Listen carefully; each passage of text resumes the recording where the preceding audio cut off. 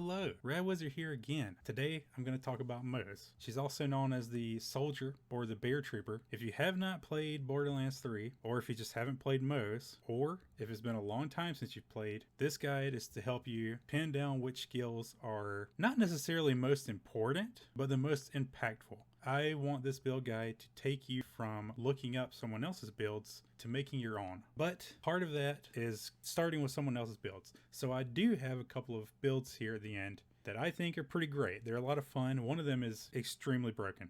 Starting with the linchpin skills. Gonna kind of do it a little bit differently this time. Kind of a little bit more of a comprehensive way to talk about the different important skills if you're wanting to make a build around things. This is the AlwsInBear package. These are the skills most critical to the bear if you want to stay in the bear in every fight that you're in.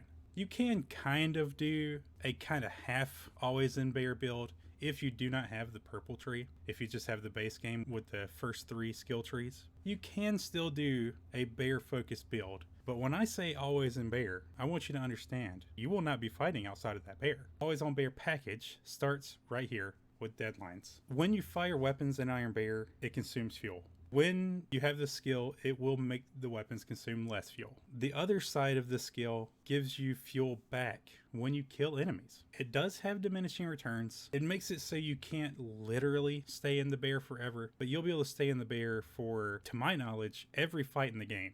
The other one here in the blue tree, stainless steel bear, this increases your damage, but it also makes your maximum fuel and Iron Bear health higher. It's giving you more survivability, the bear is less likely to be killed, and it also gives you more fuel so the bear will just simply last longer. Now in the vein of keeping the bear alive, we go into the red tree just enough to get security bear. This just gives a shield to the bear. It just gives them a little more longevity. It also can be a visual indicator of 2 things. The first is, you know when the shield's down. If you're in a situation where you are worried, first of all, test your limits in the bear. They're further than you think they are. When you feel threatened and the shield is down, you know to back off a little. Take cover, maybe don't get right in the face of the enemy, something like that. I'm not telling you not to keep fighting though. The other, and perhaps more important thing that the shield can do for you, most of your weapons, most of the bear's weapons, perhaps all, that have explosive splash damage, the splash damage radius, if you're shooting an enemy that's outside of your shield, which you can see it on the ground, it's a circle. If the enemy is within that range, your own explosives will probably damage you. But if they're not in that range, they're not going to. The biggest threat to Iron Bear is Iron Bear itself, especially in Mayhem 10.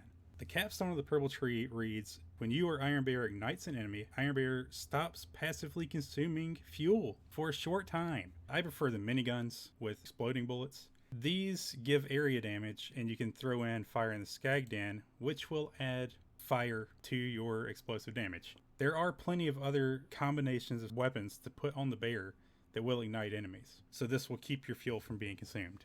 Comboed with that, we also have Never Going to Give You Up, which makes it so when you or Iron Bear ignites an enemy, you will gain fuel. So not only are you preventing your fuel from being drained while you're igniting enemies, you're also getting it back.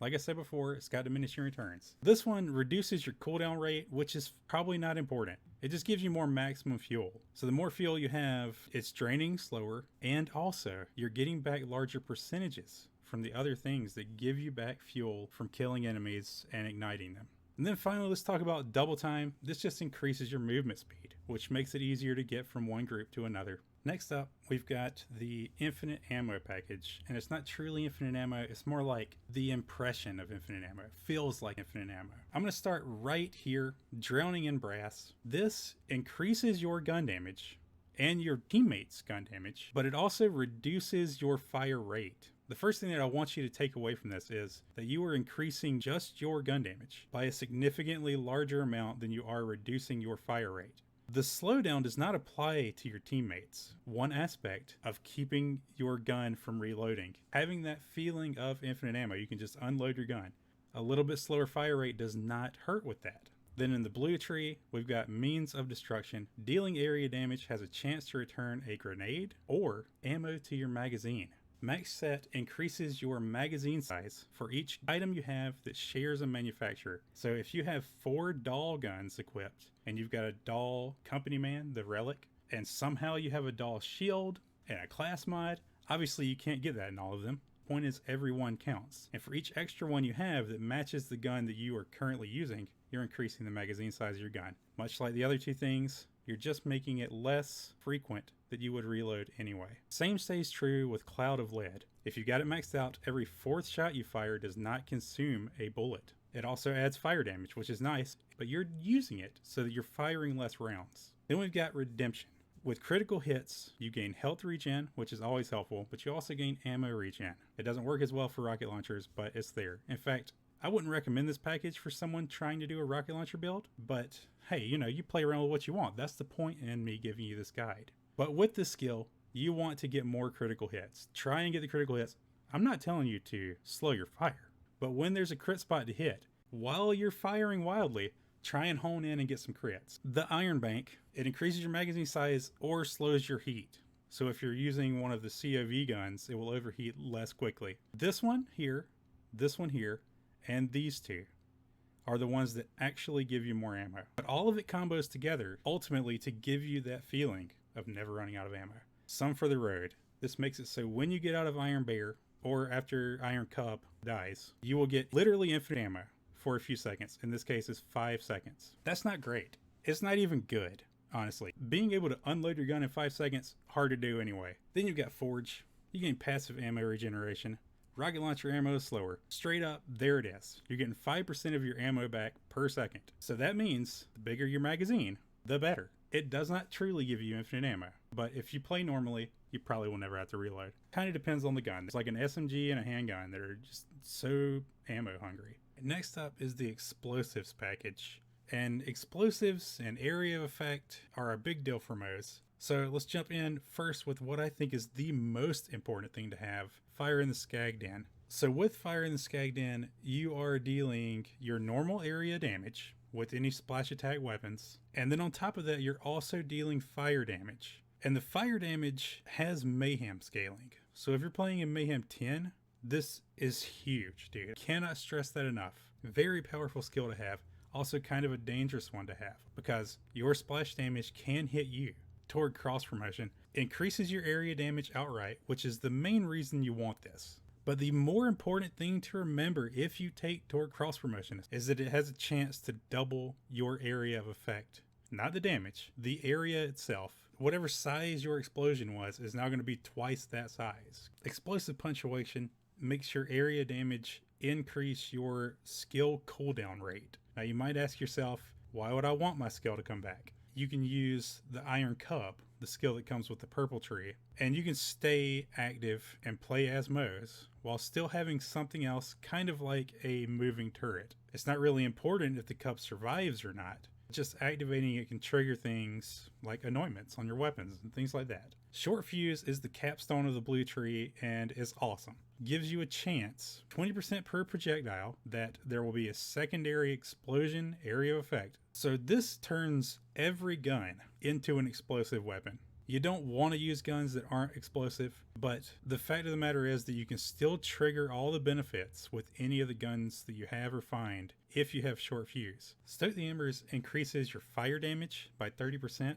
Now let's talk about finally the purple tree for the explosive package. These are very tertiary. I hesitate to even include them, but it's skills that I do want to talk about and highlight somewhere, and they do make sense to include here with the explosive package. So just keep that in mind. Okay, so superior firepower here makes it so that either when you or when Iron Bear triggers a status effect, which you're going to be doing a bunch of fire, but you might also be doing other stuff. It's cool if you are. But when you do that, you are increasing your status effect damage and you're adding cryo damage. It is way far down on the purple tree though. I do acknowledge that. Again, let me stress, with the explosive package, blue is where it's at.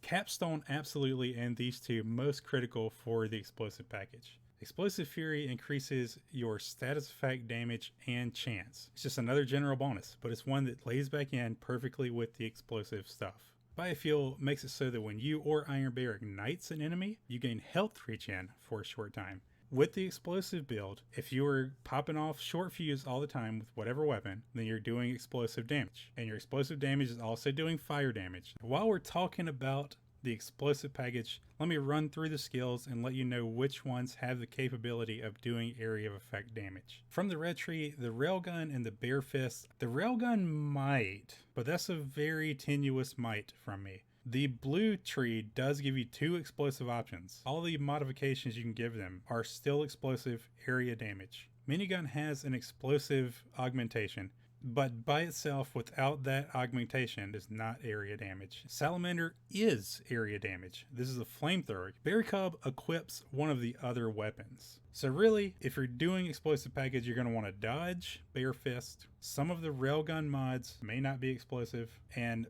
many of the minigun mods are not explosive. That was all for the explosive package, but you may have noticed I kind of left out grenades. So I've included here a small section of grenade specific skills because they kind of fit in with the explosive package, but they're not required. When the game first came out, there was an amazing grenade build with Moze that they nerfed into the dirt. I'm kind of sad about it now because the AlwsInBear build is probably stronger than that grenade build ever was. Anyway, that's a topic for another video. Let's talk about the grenade options here, what these things do, and you're wanting to run a grenade build to dodge things like this. I know you want to use it, you really do. You want to find a reason to have more grenades with you, but it's not that important. Means of destruction. Dealing area damage has a chance to return a grenade or ammo to your magazine. Every explosion has a chance to give you a grenade back. Pull the pin makes it so your grenades can now critically hit, and they get affected by critical hit damage bonuses. Both things that grenades can't do in Borderlands 3 without the skill. Then we have Vampire really starting to bring the grenade vision together. Dealing grenade damage while you have the Vampire skill restores a portion of your health. It also gives health back to Iron Bear or Bear Cub when you deal area damage. The healing is not what it used to be, and I will admit, the Moze build was busted in the early days. It was broken. I don't blame them for nerfing it, but they did nerf it, and I blame them. And then finally in the grenade package, we've got To the Last, and this allows you to throw a grenade while you're in fight for your life. If you get a second wind with the grenade, then you get the grenade back. So basically you go down, you start spamming those grenades. Why not? Just throw them out there. You can throw a grenade while you're firing a gun, I'm pretty sure. I might be confusing that with Wonderlands though. I know you can cast spells when you're firing a gun, but I think you can throw a grenade while you're firing a gun. So that's just an extra source of damage. It can make the difference if an enemy's really close. Alright, I'm going to call this one the Deathless package. This is the Deathless artifact. It reduces your health to 1 and it makes it so nothing can increase your health. And with that means that you're giving up health gating. In Borderlands 3, if something would kill you in one hit, it instead does, I think, 60% of your health, leaving you with 40%. It's been long enough though that I might have those percentages a little wrong. Either way, I know once you've hit health gate, you have to get your health full again before you have that immunity. So something can two-shot you, but it's not going to one-shot you if you've got full health. With Deathless, you are giving up that.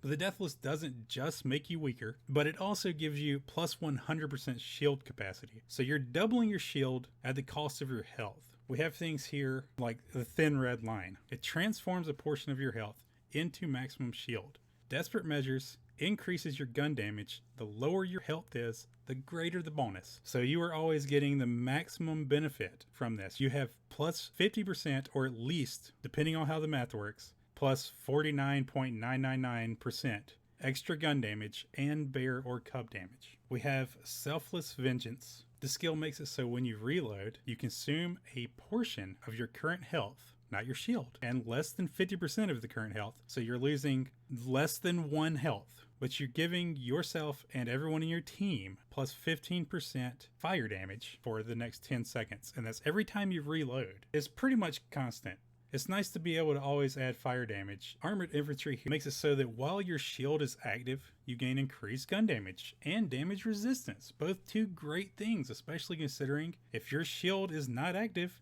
you're dead. In other words, that means that you get plus 15% gun damage and plus 15% damage resistance all the time. Let me correct that actually. You don't get it all the time. You get it all the time that you're not down. Losing a little bit of damage when you go down does make it a little bit harder to get back up again. Failing stock trend, killing an enemy grants you stacking gun damage, maximum shield, and Iron Bear left arm damage. This bonus lasts for a long time and it can stack up to 99 times, dude. With this, you can see crazy high shield numbers, and even just 1 or 2 points here is worth doing. Now, Tenuous Defense, the capstone, let me tell you why I would not take this. If you're going fully Deathless build, then you're left with 1 health, and the game does not register quickly enough. The moment your shield goes down, that 1 health is just gone. I know it reads like it should help anyway, but it just doesn't. You're down before the effect applies for some reason.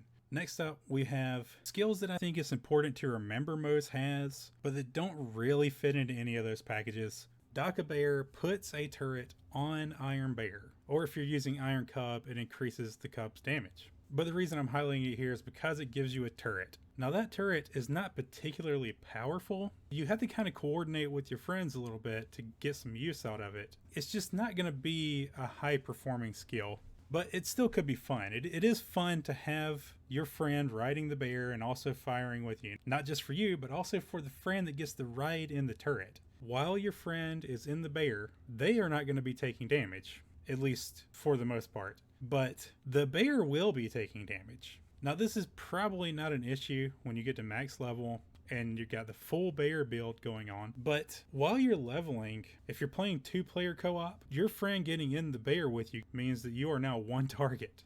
Like, as the bear player, as Moze, this does not feel like it's doing much for you. This is just for your friend. You know, this is just a for fun skill is the way that I would look at it and think of it. It does give you a little bit of a damage increase when your friend is in the turret. Now, there is a situation that I find quite interesting. One of our other skills here is Auto Bear. Auto Bear's effect is when you exit Iron Bear, be it from it taking damage and dying, or from you holding whichever button you have mapped to exit the bear, then the bear will remain behind and function sort of like a turret for 15 seconds. I personally do not like Auto Bear, and the reason why is because the cooldown for Iron Bear starts after Auto Bear's 15 seconds. That means that you just made your cooldown 15 seconds longer if you take Auto Bear. But there is a fun build you can do where you basically use Auto Bear as a turret. There's class mods that build around this too. I'm using this website here, LootLemon.com. It's great for the builds, and it's also got all the gear. So if you're interested in anything that I hint at but don't fully detail, you can come to this website and look up all the class mods. You can make a pretty decent build, pretty good build, I would say, with just about any class mod as your focus. But where this comes in with the previous conversation about the turret, I realized you could also have the turret and you could jump back in the bear on the turret. Kind of goofy, but I like that. You know, I like it because it's goofy. And then finally, the last skill I feel like it's worth keeping in mind that Moze has. Rushing Offensive. This gives you the ability to shoot while you're sprinting, but more importantly, the thing that makes it worth noting is that it gives you lifesteal while you're sprinting. It's not extremely good or anything like that. It's just lifesteal. It's very minimal, especially since it's hard to keep sprinting and shooting at enemies and actually hitting enemies anyway. To hit an enemy, you need to aim at them. So if you're sprinting, you run out of time fast. All right, let's dig into the first build that I have for you today. This is going to be the build that's designed and intended for you to fight in Iron Bear all the time. There's a 2-second animation when you activate Iron Bear where Moze jumps up and falls back into the bear and it closes around her. You can shorten this time by jumping yourself. If you're in the air when you activate the bear, it's not really skipping it because you did the jump, but you have more control over it. We come in here, we grab these 3 absolutely. We grab the stuff I talked about before in the AlwsInBear package. The other things that we grabbed in the purple tree give us some extra elemental effects and chance and gives the bear a little bit more damage. The AlwsInBear package is about staying in the bear all the time. It's not necessarily about doing damage, but with this build, the bear will do a lot of damage. It will seriously be its own biggest threat. So you got to be careful with your splash damage. So the rest of the points that we put into the red tree, Drowning in Brass increases your gun damage and your team's gun damage, but it reduces your fire rate a little bit. What I'm going to suggest you taking, what I use, is the minigun with exploding bullets. This gives you a fast fire rate, but the gun can overheat. You have to let it cool down before it will even let you fire more. You kill 2 or 3 dudes, it's probably getting pretty close to overheating if you've just been holding the button the whole time. So a slightly reduced fire rate will just make that happen a little slower. Most enemies that aren't badass or a boss of some kind will die with 1 or 2 shots from that minigun. with this build. But the minigun also allows you to miss a few shots and it not be that big a deal. That's the reason I prefer the minigun. Then we have the green tree, and you see there's many things here I've mentioned before already. We're just upping IronBear's fire damage a little more. This build does a lot of fire damage. You get your Moze to max level, or whenever you beat the game and you have Mayhem available to you, you can change the Mayhem 10 right then. You will get better gear with your Mayhem scaled IronBear, making this build a very not gear dependent build. If you like Borderlands a lot, but you are less into the farming aspect of it, well, I got good news for you. Legendaries are easy to get in Borderlands 3. But even beyond that, this build doesn't need gear. You should still get gear. You should still care about what gear you're putting on. But this is not a Moze build. It looks like a Moze build. It smells like a Moze build, but it's not a Moze build. You are playing IronBear. Sometimes you cosplay as Moze. But then the couple of things that we take in the green tree that I haven't talked about already. Scorching RPMs is just going to up your DPS, increasing your fire rate, critical hit damage, and skill damage. Now I know I just mentioned how reduced fire rate is good for you. It's not a downside per se. The more shots you're firing, the more damage you're doing. When you're fighting a boss, you're going to want to be able to cap that overheating pretty quickly. And the Specialist Bear increases IronBear's duplicated weapons damage. Because you have two of the same weapon, both are miniguns, they do more damage. 60% more damage. Now, one thing you can do with this build is swap out one of your guns. If you have an enemy that is maybe some flying enemies, or maybe they're really far away, you may have an easier time using just the default minigun, which I guess I can't pick here. But you can just take this skill off. So you can have one be explosive and the other be not explosive, which will lower your DPS in general because the minigun that's not explosive isn't getting all the extra fire damage or the splash damage for that matter. It'll be a good bit weaker, but it'll also be more precise and the bullets will move much faster. So in particular situations, you may prefer to do that, but you'll still get the bonus from them being the same weapon because they're still both miniguns. They just have different augments. Oh, another thing to remember about the bear, while you're in the bear, you can jump and press whatever your jump button is and a direction while you're in the air after jumping and dash in that direction. This isn't limited. If you don't want to get out of the bear and you're trying to get to a new set of enemies, jump and dash, jump and dash, jump and dash. You'll get used to doing it. It also gets you places faster. I mean, it's great. But bear can't fit through doorways. So if you know you're coming up on a big doorway, well, a small doorway in this case, and you're going to have to get out of the bear anyway, just go ahead and do it now. So the order that I would take these, the thing is that this build is so much about the IronBear that it's almost hard to start with this build. When you don't have the bear, which sometimes you won't have the bear when you're leveling, it's going to be like level 20-ish, maybe even getting close to 30 before you're really in a situation where you can stay in the bear as long as you want. Now, it will steadily increase. You'll be able to be in the bear longer and longer as you level, of course. But when you're not in the bear, you're not getting that many benefits. You want to be able to get to keeping the bear as quickly as you can. So I would go into the blue tree first. I would start by taking deadlines, so you can stay in the bear a little longer. Then I would put 2 points into fire in the skag den, which will help you as Moze a little bit. I would say to take the 2 points there first, except you're going to need explosive weapons for it to really matter. And you're not going to have explosive weapons instantly when you start the game anyway, not ones that are really worth using. So put the 3 points here, then put 2 here, and be on the lookout for explosive guns. It still needs to be weapons that you enjoy using. So if you get a Torg shotgun or something that's got like a 2-minute reload speed, and you're just not into it, don't force yourself to use it. Just remember that they have extra damage. Then put 5 in stainless steel bear. Then we're going to drop the blue tree for now, leaving 3 points still needed here and 5 here. Then you're going to come into the purple tree. In this time, be playing with the different weapons on bear. This is the ones that I prefer using, but the rocket pods can be good too, and you'll have an upgrade for them once you've gotten to this point. You will not have explosive rounds yet. You've got to get, I think, down to the second tier of skills in the green tree to get explosive rounds. So that's going to come kind of later. The regular minigun will work fine, but you'll be doing more damage if you use the rocket pods while you're leveling. Alright, so going down the purple tree, we're going to take biofuel, then we're going to take double time, and then it doesn't really matter in what order, but fill these in so that you're able to get down to here. 5 here and 3 there, and then leave the purple tree for now. Then come into the green tree here first. Only take this when you need a point to go further down.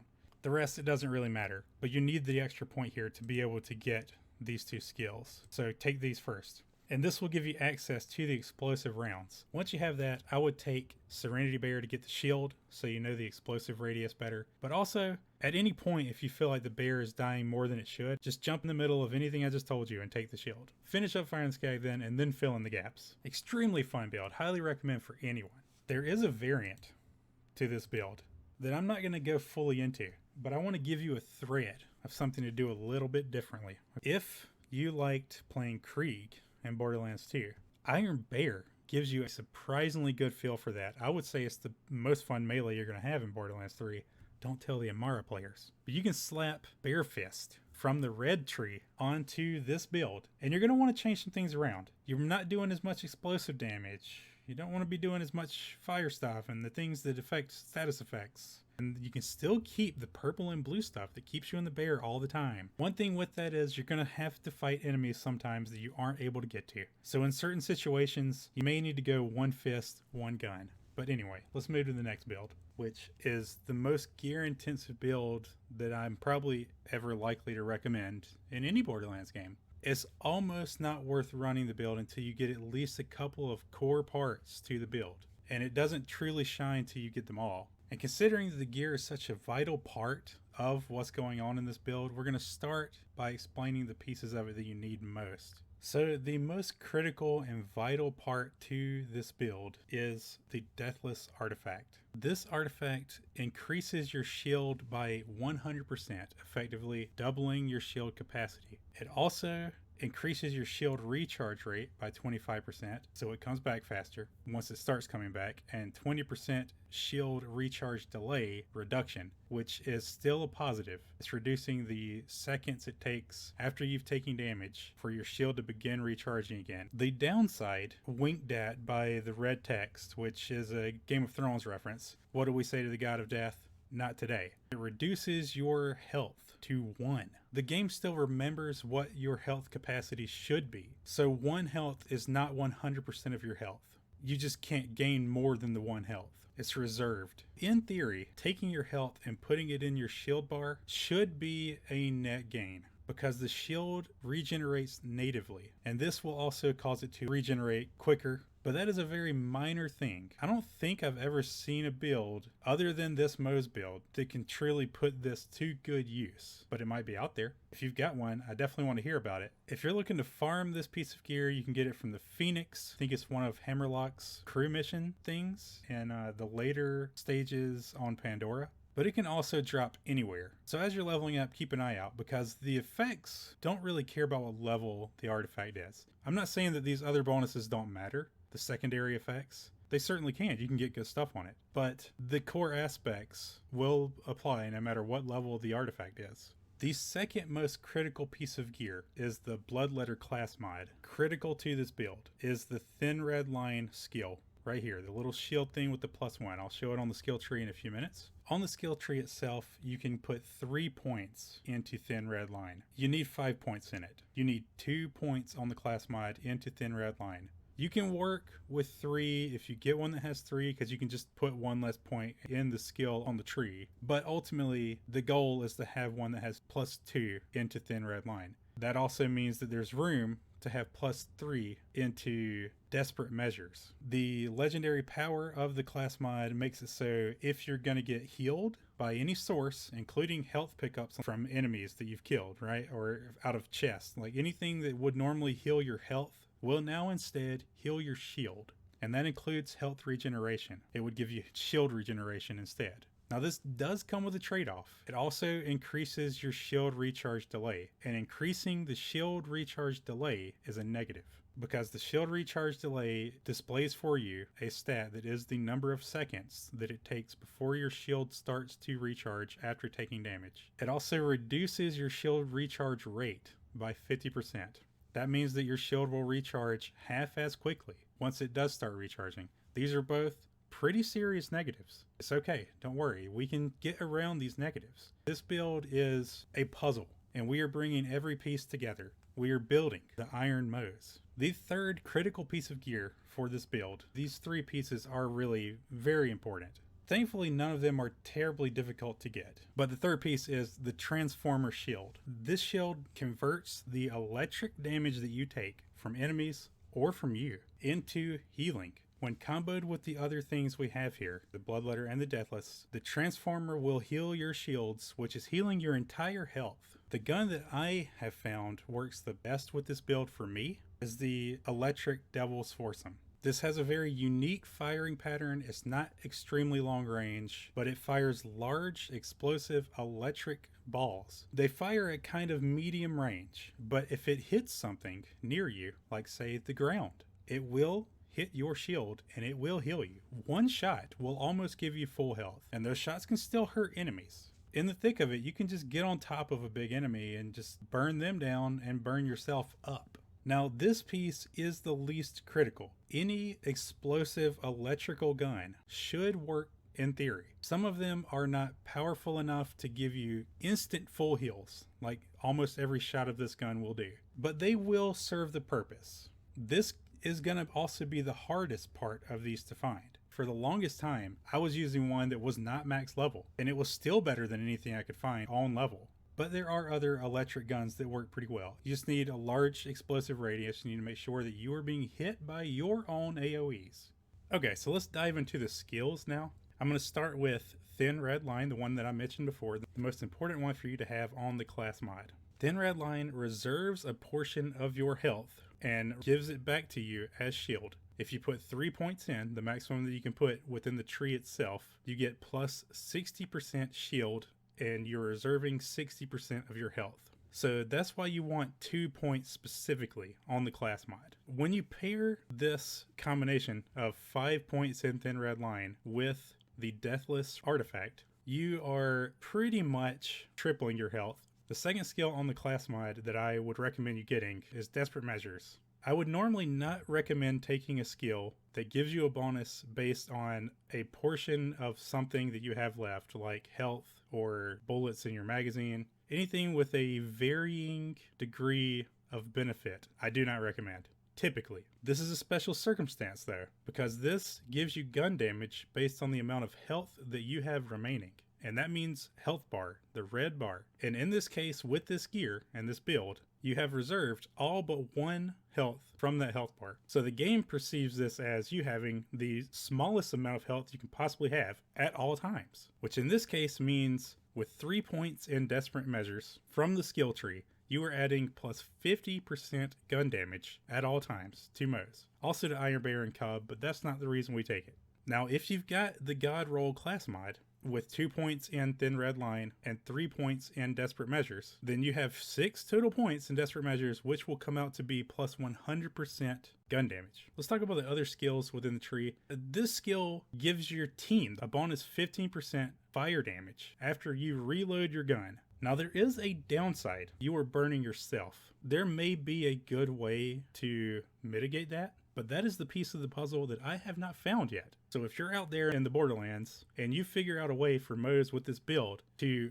protect herself from fire damage, please let me know. Knowing that you're going to be burning yourself, you can heal through it. It's not that big of a deal. You can just keep healing through it. You're just going to have to deal with Moze screaming sometimes because she's on fire. But along with that comes other fire-related skills. And we're not going to shy away from them because we're already going to be suffering from the fire damage. I'm not saying this build can't be done without burning yourself, but I have tried it in the past and I did feel like it was significantly weaker. Part of the reason for that is because doing different types of damage is kind of a big deal in Borderlands 3. You can keep adding all the gun damage you want all day long and you will get stronger, but it has diminishing returns. But if you add a whole new type of damage, then that new type of damage does not have diminishing returns, at least not in relation to the gun damage. So in general, playing any character, it's good to keep in mind, the more types of damage you can do, the better. And since we're not shying away from the fire damage, we're getting 2 points in Fire in the Skag Den. I want you to understand that this could be intense. With Fire in the Skag Den on Mayhem 10, you will probably be doing a lot of damage to yourself.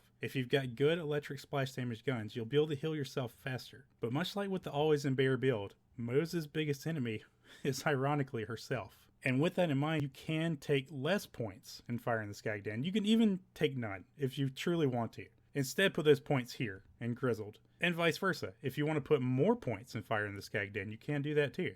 Take points away from Grizzled. I've taken Full Can of Whoop Ass. Activating your action skill increases the team's shield recharge rate and sets the recharge delay to 0 for 2 seconds. On action skill end, you gain increased damage resistance, and your recharge delay is set to 0 for 5 seconds. So everybody in the team is getting instant shield regeneration. Now, the moment you take damage, that regeneration stops. If you jump in the bear, this will instantly start your shield recharging, and hopefully the bear lives long enough to get your shield fully recharged. The other way to go is to use Iron Cub if you feel like you don't need a safety fallback. In that case, you would be using Iron Cub to activate things like this. Things that care about action skills starting and action skills ending. And the reason we're going into the blue tree is for Torg cross promotion, giving you extra splash damage, but more importantly, an occasional larger area of damage, because you want to be in your own area of attack. Then we've also got Means of Destruction to give you some ammo back sometimes. Now, I'm not in love with using this skill. Play it by ear. If you feel like you don't need extra ammo, I do think there's something to knowing exactly which shot's going to reload your gun. The only thing about that is that I'm also going to take redistribution. When you score a critical hit, you regenerate health and ammo. So I'm going to be regenerating ammo anyway. So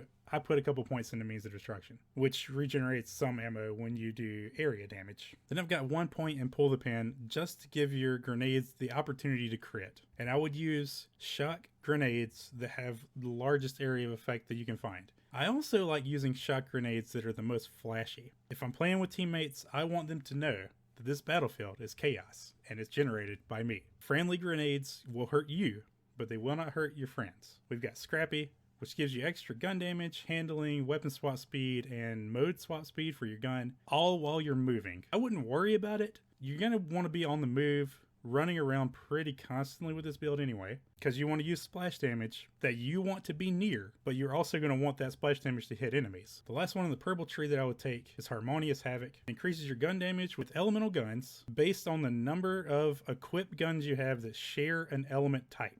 I would recommend having at least 3 electric guns. You may want to have one other one just in case you run into something that's too resistant to electric, but remember, you're going to be doing a lot of fire damage too. I encourage experimenting with a lot of the Maliwine guns, the shotguns, SMGs. A bunch of them have splash damage. If they shoot any sort of ball, it's a splash damage attack. We've got Vladov Ingenuity, which increases your shield recharge rate and your maximum shields, and also your shock resistance. Now, that shock resistance is probably a bad thing for you. Probably reducing the amount that you're healing yourself. I think the build works with the skill, but if you feel like it's reducing your healing too much, you can take some points out of this. If you are leveling up into this build, if I've got the gear, then I'm going to prioritize the red tree and just go all the way down the red tree. Make sure you get this as quick as you can, get this as quick as you can, and this. But if I don't have that gear, then I might prioritize other things. You can get some pretty good buffs that'll work well in the meantime till you get that gear. If I've got fire weapons, then I would go into the purple tree. If I feel like I'm hurting on ammo, I'd go into the green tree. If I feel like I need a general damage boost and I've got some explosive weapons of some kind, then I would get fire in the Skag Den and go into the blue tree. So you can really dabble here and there and just kind of play it based on what you need in the moment. Once you find those critical pieces of gear, the Transformer Shield, the Deathless artifact, and the Bloodletter class mod, you definitely want to go into the red tree. These are the bread and butter of the build. As important as they are for the build in general, until you have the gear, they're not that useful. And even worst case scenario, say you've got the purple filled in, you got the blue filled in, and the green filled in, and you start going down the red tree, and you still do not have the gear that you need. You can put points here first, and then you can go these two. By that point, if you don't have the gear, maybe prioritize finding the gear, because you're pretty far in at this point. So I hope that you enjoy this build guide. I hope that you like one of these two builds. They're very different playstyles. If you play around with them at all and make some unique things, let me know. I'm curious to hear what you got going on. And if you're interested in build guides for Amara or Zane and eventually Flak, I'll put links to those in the description. Thanks for watching. I appreciate it. If you enjoyed the video, please leave it a like and consider subscribing. And I'll see y'all next time. Wizrrd Out.